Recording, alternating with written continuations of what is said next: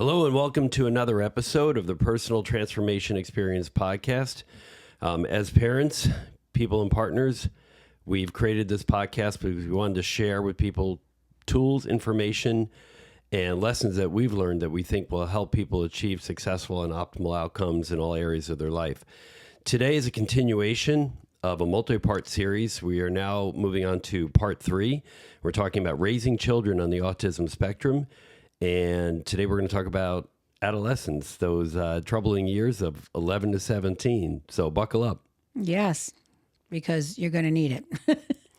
And I think we should start out by saying that whatever we tell you about our experience doesn't mean it's like anyone else's experience or anything that you should necessarily expect to be your experience. Because just like every person is different, children on the autism spectrum are very uniquely different from one another. In as much as there's snowflakes, right? Yeah. No two are alike. So that is absolutely true. Yes. So the adolescent years, there's a lot to unpack here. And we recall them fondly. Yes. Mm-hmm. So they start around 11. I guess you could say they start at 10. It really depends. Yeah. Right. It depends on the child. Puberty mm-hmm. doesn't really start at any precise time for any child, mm-hmm. right? The same is true because pretty much when you hit puberty, like for all children, right? But it's going to be different for each kid. Right? Yeah. And it's going to, when you have a child in the autism spectrum, it's going to manifest very differently than your neurotypical children if you have them, but also very differently than any other autistic child. Yeah, I'll never forget. I went to, I had a developmental pediatrician in New York. She was amazing. And she, when I brought my daughter there, she was just turning 11. Right. And we were having some trouble in school and, things started to change. And I was concerned about some of the behaviors and some of the things I was seeing that was different from what she had, in her earlier years. And she said to me, well, Finn is going into their adolescent years. And so I said, I know, what does that mean though for my child who has not just autism, but ADHD and dyslexia. And so, she said, well, basically the shit's going to hit the fan. Mm-hmm. That's a quote. That's exactly what she said. And I was just, she goes, you don't know what's going to happen, but expect the unexpected. Because, things can go sideways quickly. She just said, just stay on top of it and give her the supports that she needs at any given time. And things are going to change rapidly as the brain is doing. So I think it's really important to understand where the brain is. So adolescence is the second largest burst of brain growth and development outside of the birth to 3 years. So you have birth to 3, which, is a huge growth spurt for the brain.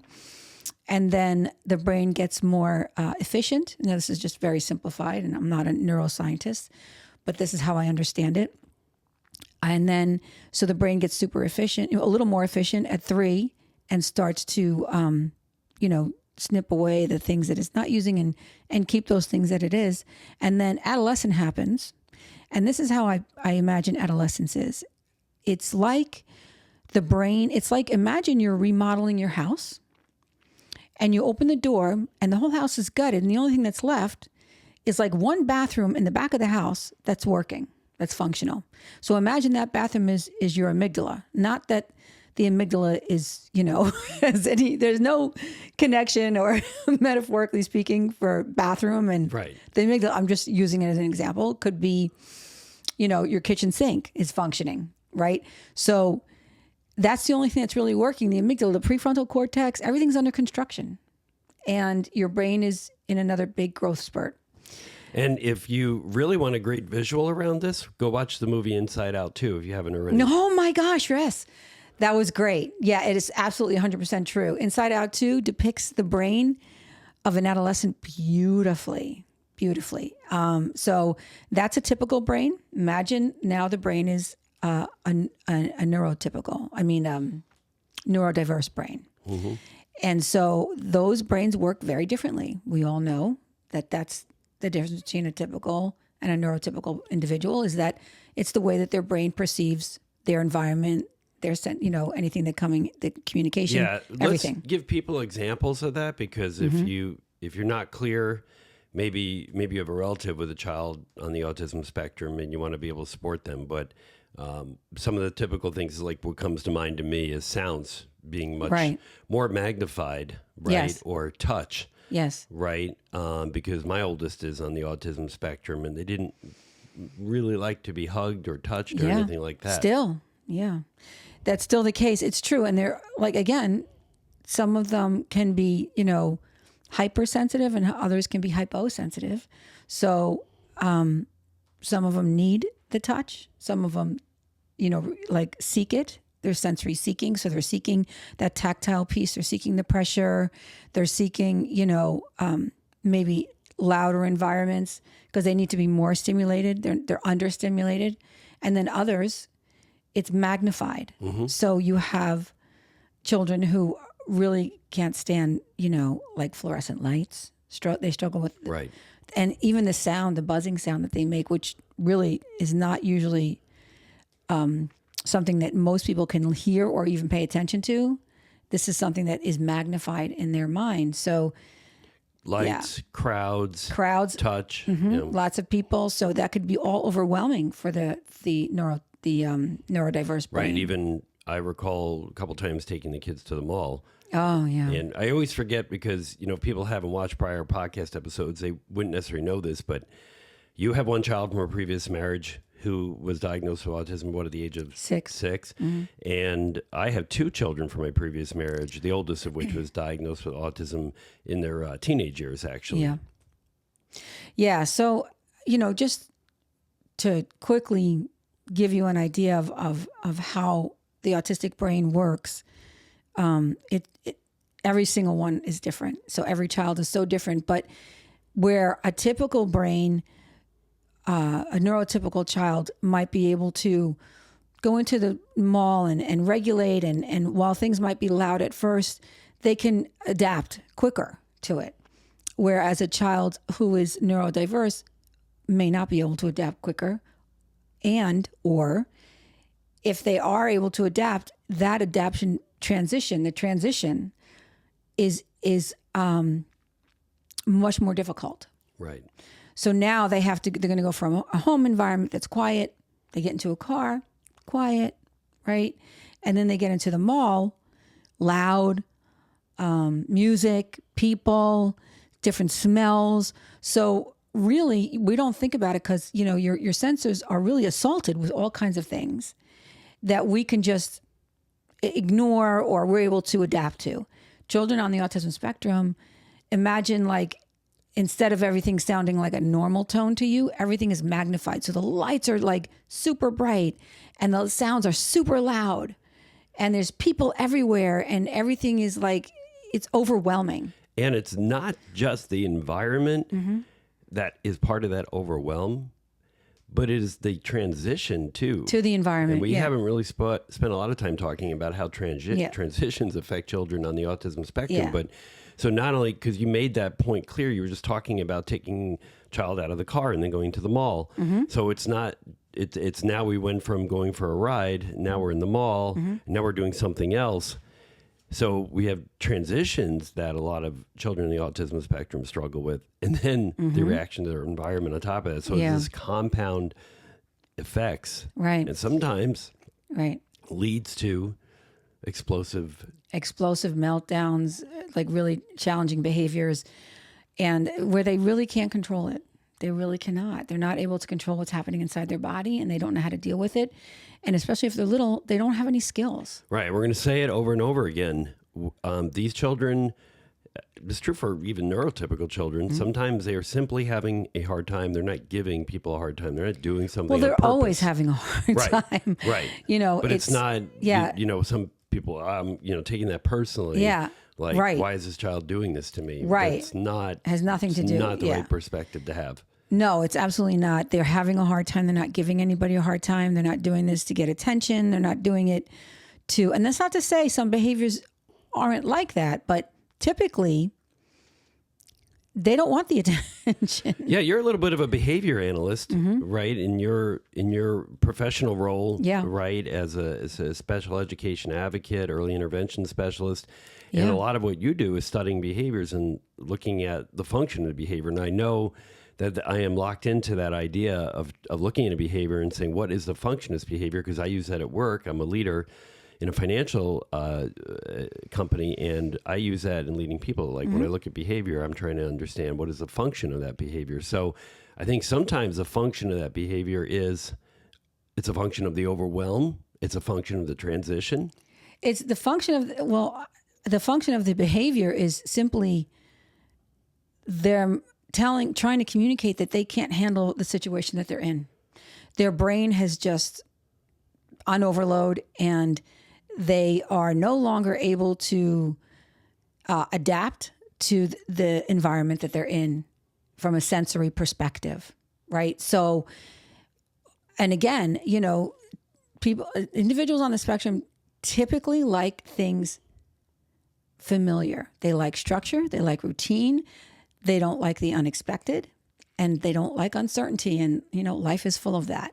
Yeah. So it's, most of us can adapt to these uncertainties and understand and intellectualize, okay, this is uncertain. Life is uncertain. And we have to deal with it, and we prepare ourselves for it. And we know that there's going to be a lot of uncertainty, but individuals on the spectrum, especially children, can't do that yet.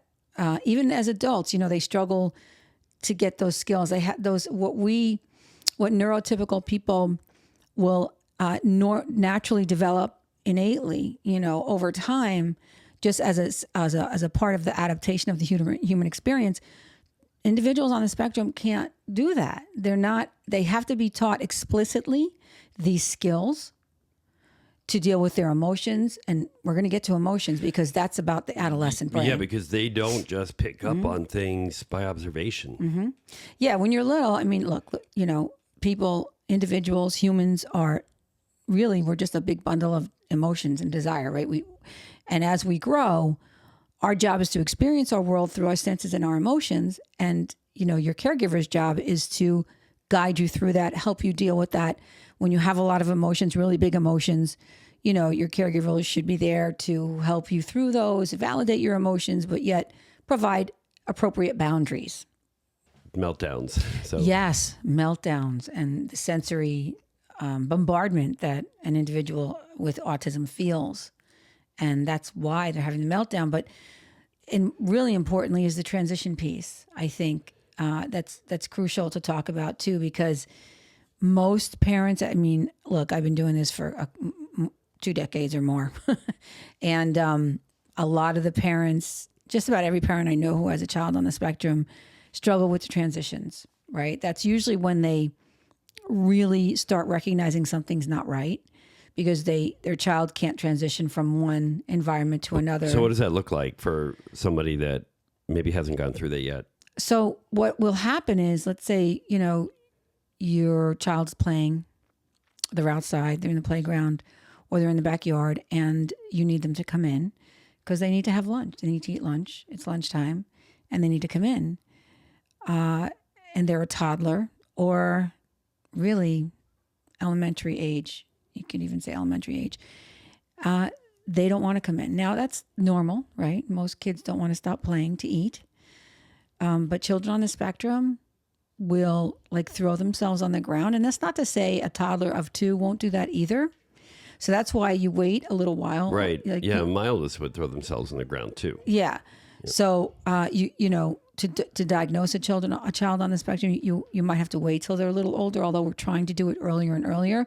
But usually there's many other signs, not just the transition piece. But you can get them to come in. Typically, a child that is neurotypical will eventually come in, sit down, and eat. The child on the autism spectrum, it may take much longer. They won't listen. They may not eat at all, even if they're hungry. So it's really something to watch out for amongst other things. It's not the only thing, but as they get older, transitions are really, really difficult. Like when mine was in kindergarten, it was a half-day kindergarten at the time, and they would transition. They would have 15-minute stations, I forget what they're called now. The term is eluding my brain, but they would be at an activity center for like 15 minutes, and then they transition to another activity center or another activity, or maybe story time or whatever it might be. And my child would lose her mind because what happens is she wasn't able to finish what she was doing, and as far as she was concerned, she wasn't finished. Most kids would be able to transition, or the rest of the class would transition. Finn would cry and scream and would not transition. She had to finish what she was doing. And then when she was ready, when she felt in her mind that she was finished, then she could move on. So she wasn't able to move on in those ways. And that's definitely a sign something's going on. Kind of bringing it back home, because we're trying to talk about adolescence today. Mm-hmm.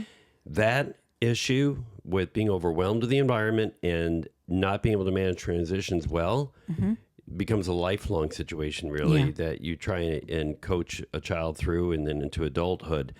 But when we talk about transitions, there's two things, right? One is what you just mentioned, which is transitioning from one activity to the other, like is typical in school, or maybe, hey, we're done with dinner now, we're going to do our homework, those kinds of things.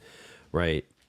Or it's time to go to bed, right? And they haven't finished watching a show or finished reading a book, right? And those transitions. But also, the big ones are the transitions from one stage of life to the next, right? Like maybe turning 13, right? And even saying to your child, wow, you're a teenager now. You're not a child anymore. You're not a little child anymore. You're a teenager now. Or saying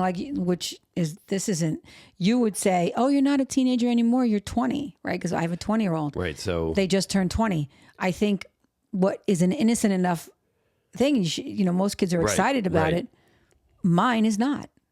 It just makes her more overwhelmed, more anxious that, oh my gosh, what's the expectation going to be now?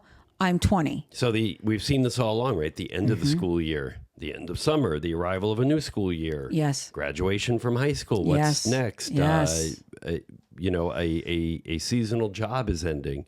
What's next? What do I do next? What do I do with myself next? Right?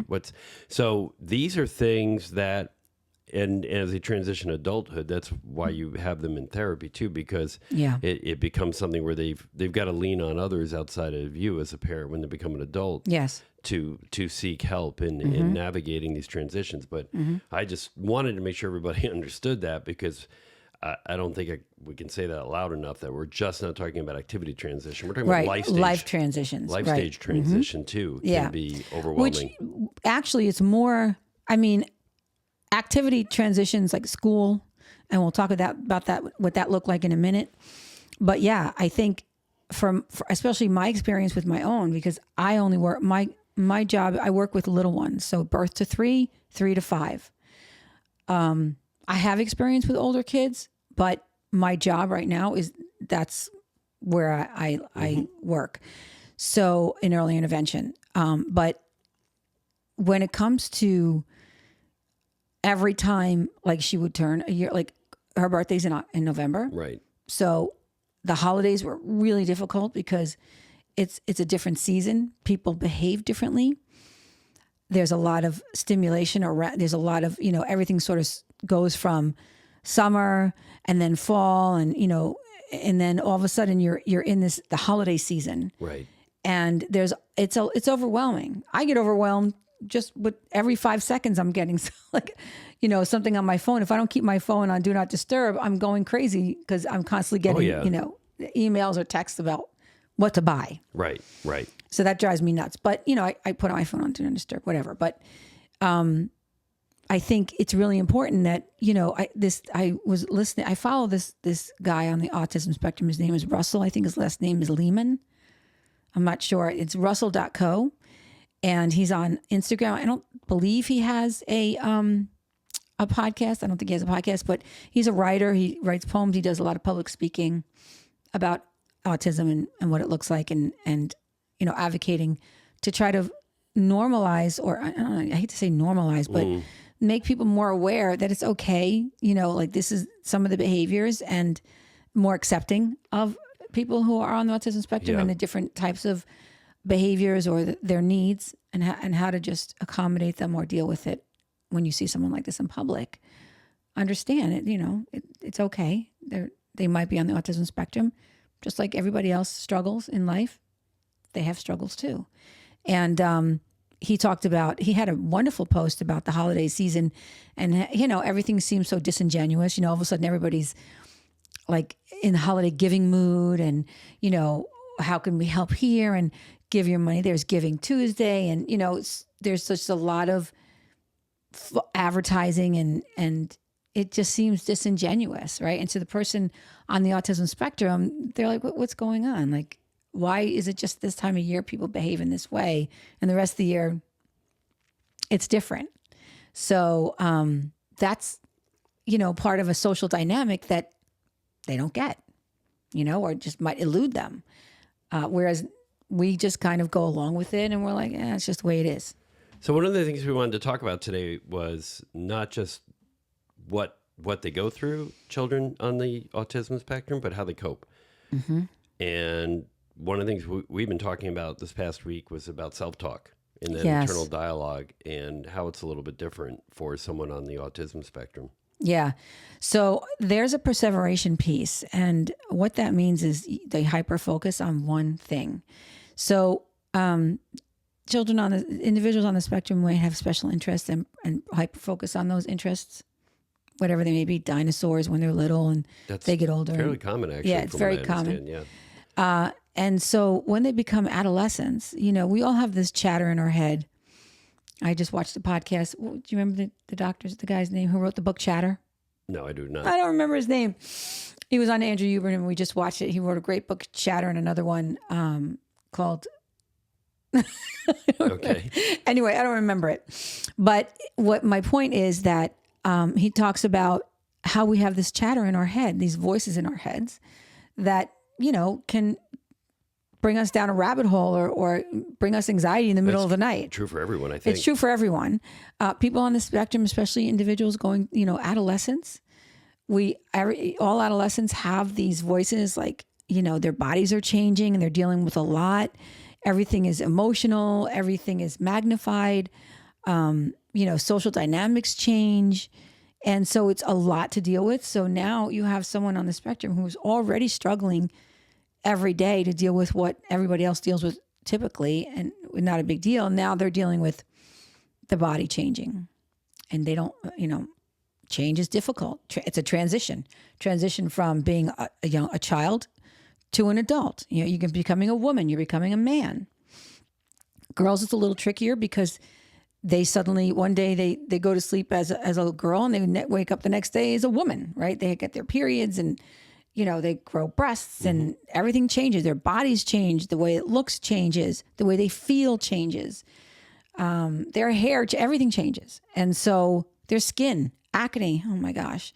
So it's just so much. And that voice inside their head, could really, and then you have social media so that the person can get very negative voices in their heads. And that's when it gets dangerous because they will perseverate on one thing. They'll hone in on one small micro detail. Right, and it becomes self-fulfilling because the algorithms that are built into social media are to feed you what you're already shown an interest in. Mm-hmm. So Finn had a friend. You will literally be escorted down the rabbit hole electronically. Right. Yes, you have to really be careful. And we're going to talk about social media in a minute. But Finn had a friend in New York who was deathly afraid of getting fat. And when you become a woman, you go through puberty, your body naturally puts on weight because that's what we're supposed to do. We're females. We're supposed to be softer and rounder and have a little extra weight on. We're not, that's normal when you're going through that and your body changes shape. And she was also on the autism spectrum and she really struggled with this, as did my own child, getting breasts hated them, hates them still. So it's really tricky to have to deal with these changes if and you you're don't not have control over it. You have no control, right? And it's unpredictable. It's I mean, obviously we had conversations about what's going to happen way before, like by 9, 10 years old, we were talking about it. We were looking at videos. We, told them what was going to happen, but it's hard to really imagine it happening and then it happening to you and you feeling all the things that it feels to be inside a body that's changing like that. It's just it's a unique experience for everybody. So that chatter inside the head, you focus on that one thing and it can get really dangerous because they go down these paths and they get very dark. They can get very dark. And then social media exacerbates Kind it. of feeds into it. Yeah. Yeah, it feeds into it. And then you have this, cognitive bias turns into confirmation bias with social media. So your algorithm's going to keep spitting out the same thing. And if you're confirming these negative thoughts, the algorithm's going to confirm those negative thoughts, because that's what you're seeking. That's what you're looking at. So it's like a borderline personality disorder in your social media world. And how do parents in this day and age where social media is so easy to get to, and even if you say, okay, well, I'm going to make sure my child doesn't have a phone or doesn't have access to these things, and then they go to a friend's house or they go on the school bus or they're in the cafeteria at the school and their friends got access to these things. How do we recommend that parents respond to this issue?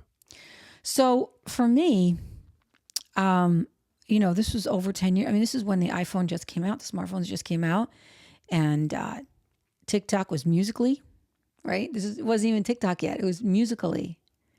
Right? That was the original TikTok name, was Musical.ly. And they were just videos of people dancing, doing little dance routines. That's what it really was. It was supposed to be. And it turned into this, it morphed into a whole nother thing. But you have to be ahead of it. And I think what's so important, because let's face it, it's not going away. Your child's going to end up on social media or on the internet at some point in their lives, whether it be in school, whether it would be friends. So you can withhold the phone. And a lot of people do that. A lot of really famous people do that, withhold the phone. Don't give them social media. We know a woman in New York that her children didn't have the phone. If they did have a phone, they didn't have any apps on it or anything like that. They just used it for communication purposes. Right. And that's fine. That would be great if both parents are on board with that. And that can be something that's reinforced. But they still have friends who have access. They can go over their friend's house and get onto the social media thing. So I think my advice would be to talk to your child about social media, what the dangers of social media, what's on social media, and how to use it for what you want to use it for. Because I love the internet. So look, we're recording a podcast to put on YouTube. Right. We have an Instagram account. So there's nothing. Social media has some really good things about it, good aspects of it that really are helpful. I learned so much on YouTube. You have information at your fingertips and you can get a wealth of information. So I think it's important that we teach our child how to discriminate and look at social media with a skeptical eye. What you're looking at, who's saying what you're looking at, where the information's coming from. Objectively, right? Objectively, but with skepticism, with really a critical eye, so that you can understand what's real and what isn't real, and what you should be looking at, what you don't really want to, what you want to stay away from, what's dangerous, and how to recognize the danger. And I think it's important when the child is a minor that parents have access to their child's accounts. Sorry, I know I'll probably get a lot of shit for that, but I don't agree that, you have to be on top of it and not to snoop and not to get into your, you use it or not, but not to get into your child's business and to be, to see what they're talking about with their friends. No, to make sure they're safe, to make sure they're not on the dark web. They're not looking at porn. It is our job to keep them safe. Yeah. And that's our job. That's a boundary. My job is to keep my child safe. That means that I need to know what they're looking at. So you need to have access. There's plenty of apps. Two things can be true, like Dr. Becky Kinney would say. They can be upset with us Yeah. for creating that boundary. But it's also true that we have to keep them safe. And what's also true is they know that that means we love them. If you give your child, and it's not to say parents who give their child access to these things and don't monitor it, don't love their child. I'm sure that they do. That's not what I'm saying. But when you provide boundaries, appropriate boundaries for your child, and hold those boundaries, that child feels secure. It's like the infant, the infant needs to be held. They need to know that you're there for them when they cry. They don't feel secure. They feel like, if you let go and just let them flounder, they're scared. They don't have anything that says, I'm safe. Even though they don't like it, they know, and they know deep down they're safe. And when they get older, they're going to appreciate it. Yeah. And that's just the way it is with children, especially adolescents. And that's all children, not just ones on the spectrum, typical too. They don't like it. They're going to push back, but don't give up. Don't say, forget this. I can't deal with this, because that just confirms the child's belief that, you don't care about them, or they need you to, even when they scream at you and tell you to get the fuck out of their room, you stay and you keep coming back, because they're not doing it to be mean to you. They're not trying to hurt you. They're having a hard time. They are having a hard time in that moment. They don't have the skills yet. They're learning. They're adolescents. Their brain is not fully functioning, not until they're 25, 30. We know, research shows that the prefrontal cortex, the reasonable part of your brain, is not fully developed until 25, even 30. So that's super important to remember. So I think this has been all good, back under the umbrella of talking about self-talk and how looking at the internet, social media can kind of feed into that self-talk and that internal chatter. But what are some manifestations of self-talk that we should share with people? I'm thinking about imaginary friends, right? And the part that they play, especially in a neurodivergent brain. Yeah. So typically it's not unusual for a young child to have imaginary friends. That's kind of how they work through problem solving and things that they don't understand. They work it through play. As a play therapist, it's very easy for me to recognize what's happening in a child's life by the way they play with their toys and how they use imaginary play. Can you give an example of that? Because I'm not sure I know what you mean. So when a child's exposed to maybe violence on the TV or in the household, they'll take two characters that they're playing with, and one might start beating up the other one, or pretend they're being shot.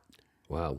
I mean, I was in a household once, and the child kept pretending to shoot me with a pretend gun, and then, or pretend to, if we were playing with like a stuffed animal and another thing, he would throw the animal off the table, and so and it was dead.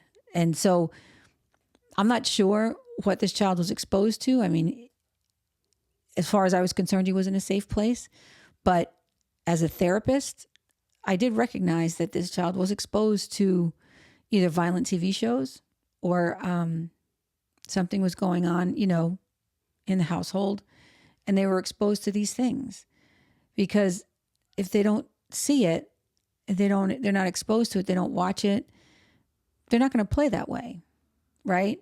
So, and that was just an example of, a child that I did work with that, and you facilitate, like, I'm not a cognitive therapist. I don't have an LCSW. So I would imagine an LCSW would probably, if they were looking for things or trying to help a child work through some emotional discomfort or trauma, that they would continue with the pretend play and play out scenarios to get the child so they can understand exactly what happened. That's not my area of expertise, but I did recognize it, and I can recognize it when I see it. So it sounds like, to some extent, they use imaginary friends for coping or dealing with extreme events or some of the overwhelm they might be feeling about something. Yep. So when, a typical child, that was an extreme situation. The child wasn't on the spectrum that I was working with. But, he did come from a little bit of his background was challenging. His parents, his mom. I think there was some homelessness happening. So, but when you have a child on the spectrum and they get imaginary friends, those imaginary friends help them deal with the social dynamics that they don't know how to deal with. And they become their sounding board for the struggles and the things that they hear in school. And this is how it's like when I write in my journal, it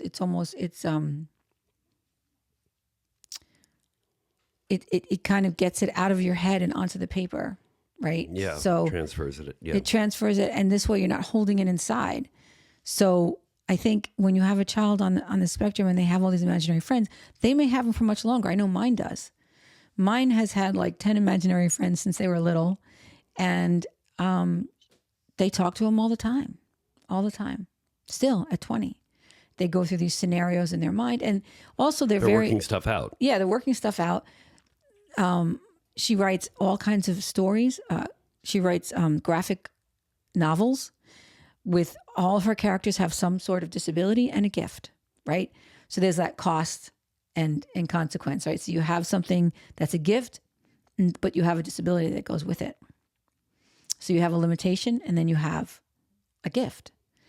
So, and every single one of his characters, they're very complex, and they all have something, and they're, and he's got them out of the DSM-5. He has them diagnosed with all sorts of, mental health issues and disabilities and autism and ADHD, and it's very interesting. And they all have these wonderful gifts, and then they have, the disability that goes with the gift and how it affects the way they interact with the other characters. And that's their way, I think, of working things out, and it's such a great way to do things. I mean, if you hear a child talking to himself, it doesn't necessarily mean, right? Because I think this is true. Your child was diagnosed with schizophrenia at one point. Yeah, so they thought that she had schizoaffective disorder because of all these characters, because there was a point during adolescence, and this is kind of what I think that developmental pediatrician was alluding to. These imaginary friends, there was a point where she was having a hard time discriminating between reality and fantasy.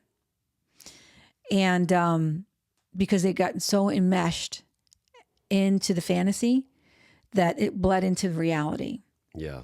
And so they don't have schizoaffective disorder, and they never did. It was just being on the spectrum, autism spectrum, and coping with what they had to cope with in life every day was so powerful and so challenging that they kept wanting.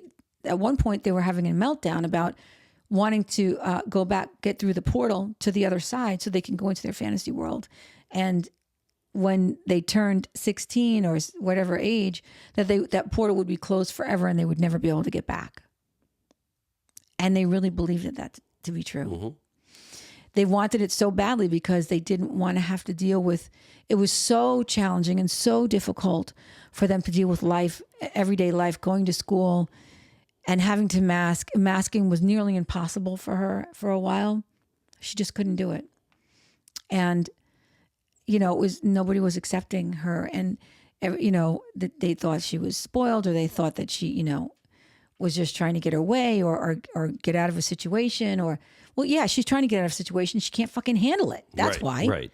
No, that's a real thing. She's overwhelmed. Trying to escape the environment's a real thing. Escaping the environment. That is do all kinds of things to escape, right? Yep. I mean, some people drink to escape, or escape into music, right? Mm-hmm. And so somebody that has a neurodivergent brain, that escape may look a little different. Right. And if you're neurodivergent and you need a break, and they're telling you can't take a break, that you're in the middle of a class, it's just they're gonna explode.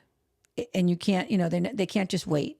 They need to get out of the environment because they're overwhelmed in that moment. Yeah, and that's why they ran out of the school so many times. Yeah, they were eloping, and they were literally run out of the building. So, it's a lot of it can be very, very challenging. And all I can tell you is that when you have a child who is on the autism spectrum and they're going through adolescence, between 11 and 17, really, even 18, just be mindful. I mean, every child's different. Expect the unexpected. Try to be prepared to expect the unexpected, right? So you know your child, you know what their habits are, you know what their limitations are. By the time they're 11 years old, you have a pretty good idea. Things are changing rapidly through those adolescent years. They're developing, they're growing, they're learning, they're exposed to all kinds of stuff, and they're very highly easily influenced. So we need to be mindful of what they're looking at. It's important to have these conversations with them about what they might find on the internet. And I think it's really important to kind of ask them what they expect to find. Ask them what the expectation is. And, a lot of what if scenarios. Use social stories. Look it up. Social stories are a great way to help your child understand the world that they have to tolerate, and they do have to tolerate it. That helps them understand in a way that makes sense to them. So you create a social story. So Finn is going to go to YouTube and try to find a video on dinosaurs. Now, what happens when you find a video on dinosaurs and it's not what you thought you were looking for, but now you're sucked into this sort of violent, scary video that you didn't think that you were going to find? What are you going to do? Are you going to continue to watch it? Are you going to click it off? Because you don't know what's going to happen next. This is not something that you're familiar with. And now you're watching this and you're sucked into it and you're getting scared, but you can't stop watching it, right? You can't stop looking at it. It's compulsion at that point. It's compulsion. So, whereas I would just turn it off because I don't like that stuff. But, your child may not. And now they can become traumatized, right? I mean, Finn would read things that really truly traumatized her in a way that she actually felt like she had the experience. And that was really scary because it was a very bad experience of sexual violence that she read and then believed it happened to her. So as a parent, I didn't realize she had read something until it took us a couple of months to actually find that information. And then as I was reading it, I realized, oh my gosh, this is exactly what she thinks happened.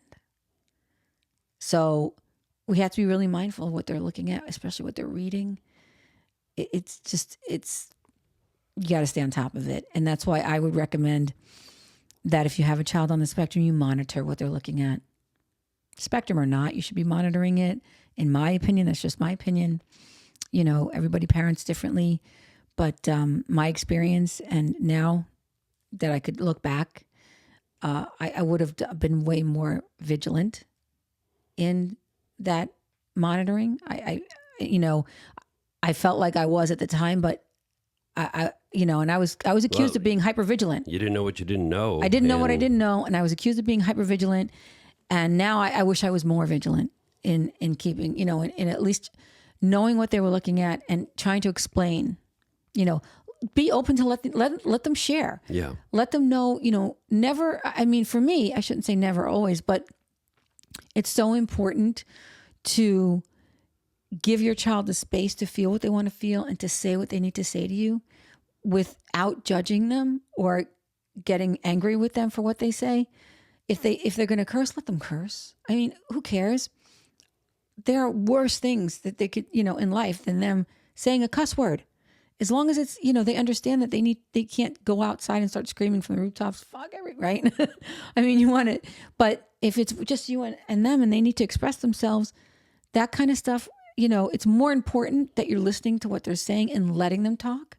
This way, they're going to be more open to sharing with you what they're seeing and not be embarrassed about it. Finn was never, ever in trouble for what they looked at on the internet. Never. There was concern. Well, yeah, because you don't want to create a situation where they feel compelled to hide what they're looking at or keep secrets from you, right? Yes. And we can't say this often enough also, too. You want to, everything that you do is about trying to maintain an open line of communication between you and your child and letting them know that, because if they think that something's going to lead to a punishment, then they're going to hide it from you. Yep. And it actually makes the situation worse. Mm-hmm. Now, that doesn't mean there's no consequences, but I think what you have to do is try and teach kids to see what the natural consequences of actions are, less than you imposing those on them because you don't like what they did. Yeah, punishment doesn't work. Skill building works. Capacity building works. Punish a child, go to your room, let them sit there with their emotions. And they don't know how, because it does nothing for them. It doesn't teach them anything other than, okay, well, I don't want that to happen again, so I'm going to hide it next time, or I'm going to lie about it. Right. Right. It doesn't mean they're not going to do it, because that's not going to happen. They're going to do it. They're just going to lie about it or hide it. That's my experience. So to me, you want to teach them that what they're feeling is valid, that, their emotions are valid. Like Dr. Becky says, when your child comes to you and something's going on or they're upset about something, the first thing you want to say is, I believe you. Mm-hmm. I believe you. That sounds really difficult. Tell me more. That's all good. What a child, I definitely know from experience, does not want to hear from you is, oh, I felt like that at your age, or I had a similar experience happen to me. Yeah, no. They don't know because they feel like that, no. It's not relevant. Nothing you went through is anything like what I'm going through. And I don't care. It's true. But it's absolutely true. Nothing that I've been through is anything like what my child been through, because I'm not on the spectrum. And we also lived during a different time. We lived different time, there was no internet. So very different experience. Everybody has their own experience. So you're absolutely right. Good point to bring that up, because a lot of parents, I went through this. No. Oh, you can talk to me about that because that happened to me too. No, right. That's actually going to lead to them shutting down. They will shut down and they will roll their eyes and they're like, it's nothing like what happened to you. So I believe you. That sounds like a really difficult place to be. Tell me more. Those are the three things. If you take nothing away from this, take that away. Dr. Becky says it. I got it right out of her playbook. That's how I learned it. And I wish I knew it sooner, honestly. Mm-hmm. I think because you want your child to know that their feelings matter. And when the stakes are really high and they're out in a social situation where someone's trying to influence them to do something that they shouldn't do, and they're like, oh, come on, don't be a baby, or don't do this, or let's go. No means no. You want your child to stand up and say, no, I'm not comfortable with this. I'm leaving. You want them to have the confidence in their own feelings to know that what they feel is true and they should walk away. Yeah, and that's helping them create agency and autonomy. Yes. And you know what? If those people don't remain friends with them, so be it. They're better off without them, because now they're safe. Now they're safe. So, and I think that that's, something so critical that every parent needs to take away from this, is that, you're not just validating your child's behaviors or their emotions because you're having this, having some kind of fluffy parenting approach. No, you want to make sure that they have confidence in the way they feel, and that it's appropriate to feel that way in the moment, because things are difficult. So that when the stakes are really high, they maintain that confidence, that sense of self that says that they can stand up against a bully, against someone who's trying to get them to do something they shouldn't be doing, drinking, drugs, whatever it is, sex. You want them to say, no, I'm not comfortable with this, and walk away. Because if you don't start early and you keep dismissing them and dismissing their emotions, in my opinion, that's a big mistake. And that's going to lead to them not having the confidence to know that their feelings are valid and what they feel is real. And saying things like, well, everybody goes through that, or that's not. It's dismissive. No, they're going through something. If they're emotional, they're emotional. I mean, again, if it's, something like they can't have that toy that, at the toy store, and you're at the toy store and they start having a meltdown, I understand this is a really, really hard place to be. It sounds like you're in a lot of pain and you really want that toy. no buts, say, and we're going to leave and we can't get that toy right now. That's not to say you may not get it in the future, but we are going to leave the store and I'm going to be right here with you and we'll go through this together and you're going to get through this because I'm with you. You didn't break the boundary. You didn't get the toy. The I think kid's not spoiled. all of adolescence works well that way. Yeah. When you work that way. Nobody's punished. I mean, you punish him. Yeah.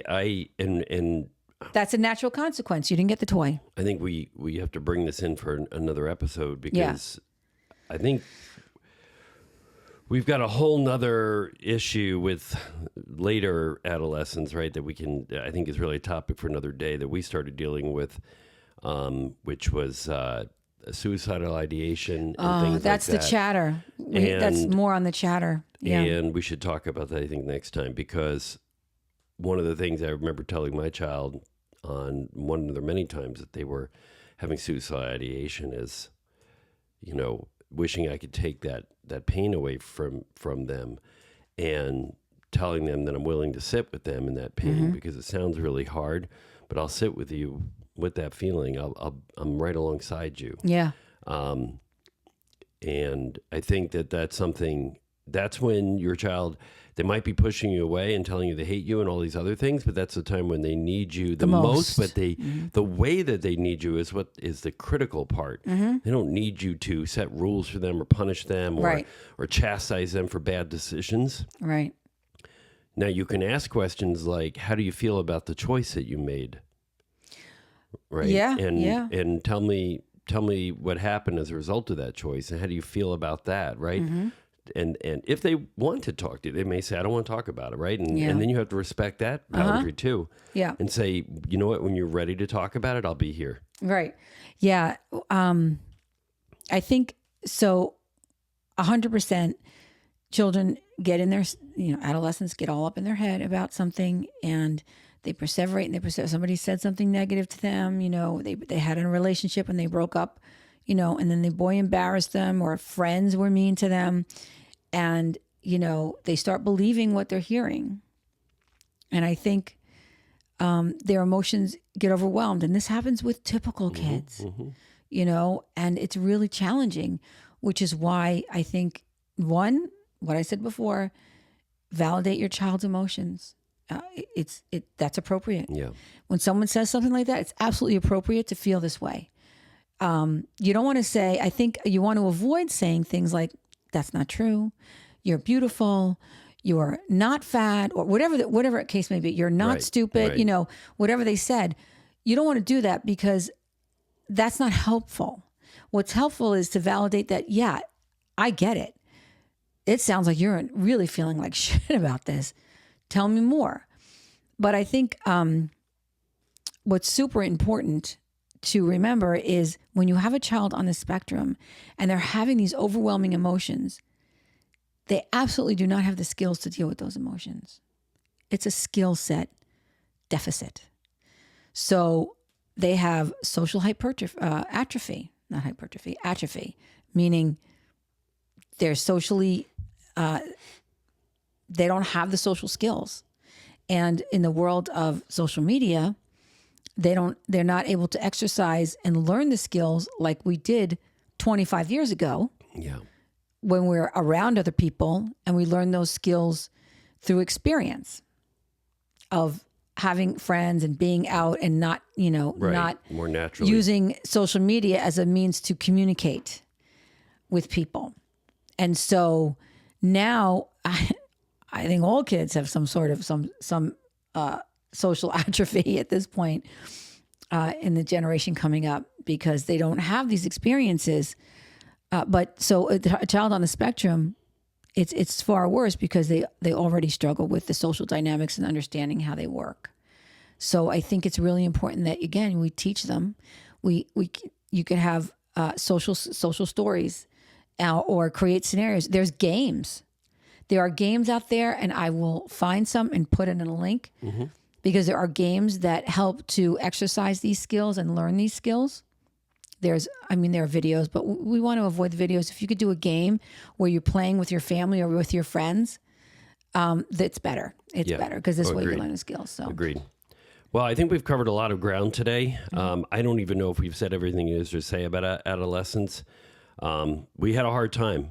We had kids that were in and out of psychiatric hospitals, Residential both of us. treatment, Residential treatment several times, both inpatient and outpatient programs, starting, I know in the case of your child, actually starting around the age of 12. It was painful. It was and a painful continuing time. until 17. Mine was kind of starting around 16, going until more recently into the 20s.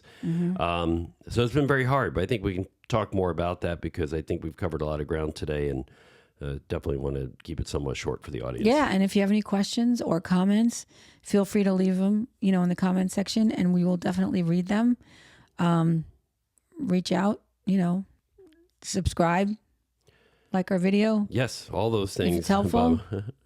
All right. Thank you very much for joining our journey today and being part of the conversation and watching us. This is my husband, David Brand, and I'm Maureen Sorry, Brand. never even told you our names, but I think that's in the description for the podcast anyway. But it was great having this conversation today. We'll see you all soon. Thank Bye you. now. Bye.